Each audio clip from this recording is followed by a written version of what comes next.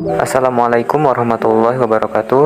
Halo teman-teman semuanya, perkenalkan nama saya Radiatna dari kelas akuntansi 20A. Di pertemuan kali ini atau di video kali ini saya akan membahas tentang audit siklus biaya pengujian substantif terhadap saldo hutang usaha. Video ini dibuat untuk memenuhi salah satu tugas mata kuliah pemeriksaan akuntansi 2. Untuk lebih jelasnya mari kita simak bersama-sama. Adapun poin-poin yang akan dibahas yaitu yang pertama pengertian hutang, kemudian tujuan pengujian substantif hutang, dan yang terakhir perancangan pengujian substantif terhadap hutang. Definisi hutang. Hutang merupakan pengorbanan ekonomis untuk kepentingan masa depan yang berbentuk penyerahan aktiva dan jasa, serta sudah ada kesepakatan dengan dua belah pihak di masa lalu. Kemudian terdapat jenis-jenis hutang lancar. Yang pertama, utang usaha yang timbul dari transaksi pembelian. Yang kedua, utang jaminan masuk dari pelanggan. Yang ketiga, utang yang timbul dari berlalunya waktu atau accurate payable. Yang keempat, utang yang timbul kepada pihak ketiga. Yang kelima, akrual yang timbul dari kegiatan usaha perusahaan. Dan yang terakhir, utang lain yang diperkirakan akan dilunasi dalam jangka waktu pendek. Selanjutnya, perancangan pengujian substantif. Nah, bagi teman-teman yang belum tahu pengujian substantif itu apa, jadi pengujian substantif itu merupakan prosedur-prosedur pengauditan yang dibuat oleh auditor untuk menguji atau mendeteksi kesalahan salah saji material dalam nilai rupiah yang mempengaruhi langsung kebenaran dan saldo-saldo dalam laporan keuangan. Kemudian apa saja sih tujuan dari pengujian substantif tersebut? Terdapat beberapa poin. Yang pertama, memperoleh keyakinan tentang keandalan catatan akuntansi yang bersangkutan dengan utang usaha. Yang kedua, membuktikan keberadaan utang usaha dan keterjadian transaksi yang berkaitan dengan utang usaha yang dicantumkan di neraca. Yang ketiga, membuktikan kelengkapan transaksi yang dicatat dalam catatan akuntansi dan kelengkapan saldo utang usaha yang disajikan di neraca. Yang keempat, membuktikan kewajiban klien yang dicantumkan di neraca. Dan yang terakhir, membuktikan kewajaran penyajian dan pengungkapan hutang usaha di neraca.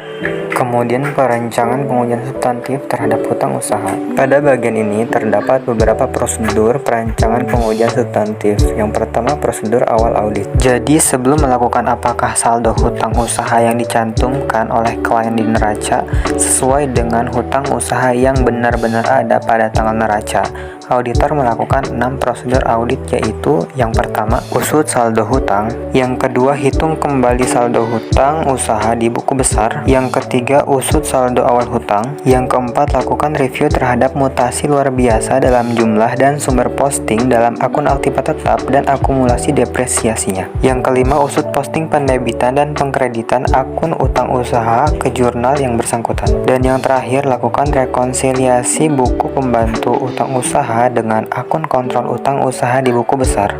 Selanjutnya, prosedur analitik. Terdapat 3 prosedur analitik yang dilakukan oleh auditor. Yang pertama, melakukan perhitungan berbagai rasio. Yang kedua, melakukan analisis hasil prosedur analitik dengan harapan didasarkan pada data masa lalu. Dan yang terakhir, membandingkan akun biaya tahun lalu. Selanjutnya, prosedur terhadap transaksi rinci. Yang pertama, periksa sampel transaksi yang tercatat dalam akun utang usaha ke dokumen yang mendukung ke dalam timbulnya transaksi tersebut. Yang kedua, lakukan verifikasi pisah batas transaksi pembelian. Yang ketiga, lakukan verifikasi pisah batas transaksi pengeluaran kas. Dan yang terakhir, lakukan pencarian utang yang belum tercatat. Selanjutnya, verifikasi penyajian dan pengungkapan. Pada bagian ini ada 4 prosedur yang dilakukan oleh auditor. Yang pertama, periksa klasifikasi utang usaha di neraca. Yang kedua, periksa pengungkapan yang bersangkutan dengan utang non-usaha. Yang ketiga, periksa pengungkapan yang bersangkutan dengan utang usaha. Hutang usaha harus selalu dinyatakan dalam jumlah bersih setelah dikurangi dengan street discount. Dan yang terakhir, mintalah informasi dari klien untuk menemukan komitmen yang belum diungkapkan dan utang bersyarat, dan periksa penjelasan yang bersangkutan dengan utang tersebut.